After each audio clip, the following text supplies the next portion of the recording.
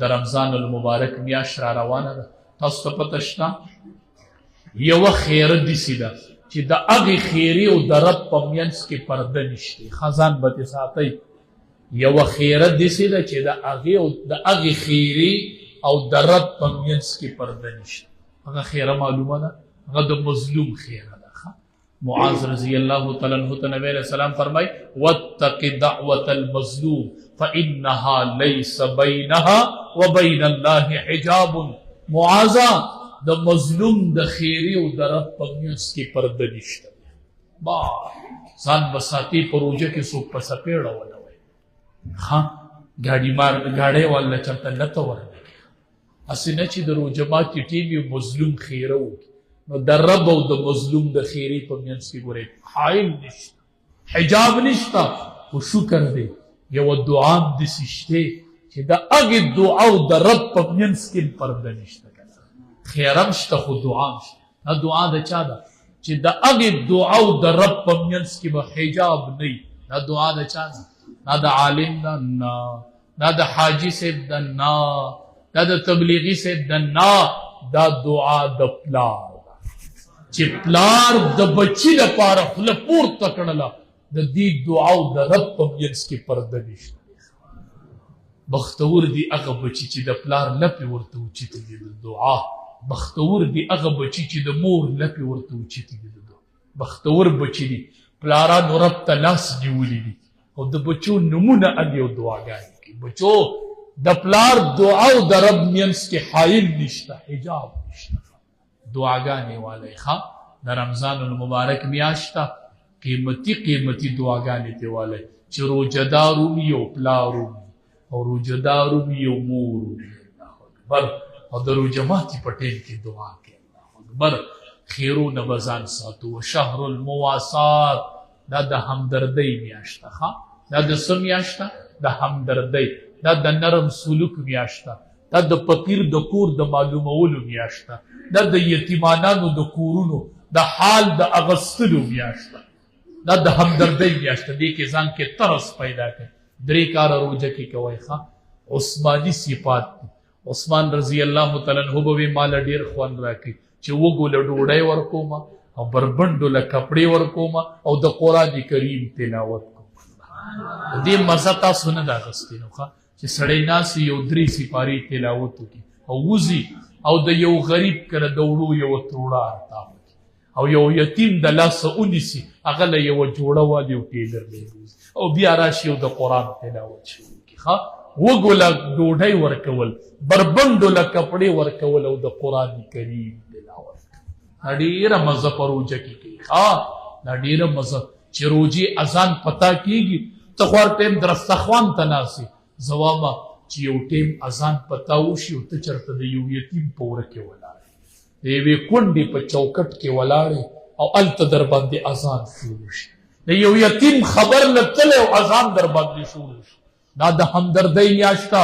نبی علیہ السلام فرمایي چا چې د چا نه بوج سپک کو، د یو کس نه یې څه کو بوج سپک کو په روژه کې، رب العالمین وایي ګناهونه به د دې سړي معاف کوه او د جهنم نه به اخلاص کوه.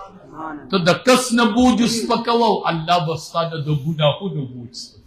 مړه دا څومره مزه کوي یار. ښه مالداران پکې شته چې کوارټرې شته پکې، چې دوکانونه وي، چې فقیران شته پکې. چل ورته خیمه داسې کار به وکئ مالدارانو چې د چا په کوارټرو کې غریبانان دي د روژې نه به یو 2 ورځې مخکې لاړ شي ور به وټکئ او به راوځي. روژې میاشت شروع شوله وایي د دې یوې میاشتې کرایه تا ته معاف، ستا نه کرایه نه علمه. ښه ما تا نه د کرایه بوج سپک کو، ما نه به الله د ګناهونو بوج سپک، ما به الله د جهنم د اور نه خلاص کړي. تا ته یوه میاشت کرایه معاف که بس نه یوه میاشت به نه راکئ کرایه. ښه بس دا بوج خو به ترې سپک شي که نه. روژه ماتې او غم دې سره خدایه د کرایه غږ به راته وکړي، خدایه بېعزتي به مې وکړي، کنزل به راته وکړي، کنزل به مې ښځه واوري، کنزل به مې بچي واوري. دا څومره بوج دی په غریبانانو باندې. تاسو د دې بوجه خبر یې او لاړ شئ. څوک د چا سره کار کوي، کار نوکران د سره شته دوکانونو کې که نه، ورته وایي ستا ډیوټي 100 غنټې وه اب وایي چې 10 غنټې تنخوا دیاړي به مې 100 درکوله 1000 ښه ډیوټي به ستا 8 غنټې او کرایه به دې مزدوري به دې 1000 روپۍ په ځای خو 2 غنټې به ته د وخته چوپې کوې ولې په تاسې چلو شو په مایس چل نه دی شوی تا الله زما د لاس ته لاندې کړې ما ستا نه بوج سپک کو ما نه به الله د ګناهونو بوج سپک ما به الله د جهنم نه خلاص کړي وایي 2 غنټې د وخته چوپې کوه ورشه کور به دې مور د روژه ماتې پته وي چېرته بچي به دې د روژه ماتې پته وي چې چوټي کې منډې وي او په لار کې پې اذان روانې مړه د یو 2 غنټې مخکې پرېږده وایي نبی علیه السلام ویلي چې دا د همدردۍ میاشت ده تا سره همدردي کومه ما نه به الله ګناهونه جهنم نه خلاص د هر چا سره لږ لږه ګزاره وکړئ ښه کرایه ورته که معاف کولی نه شي نو نیمه یې که ورته زه خو هم معاف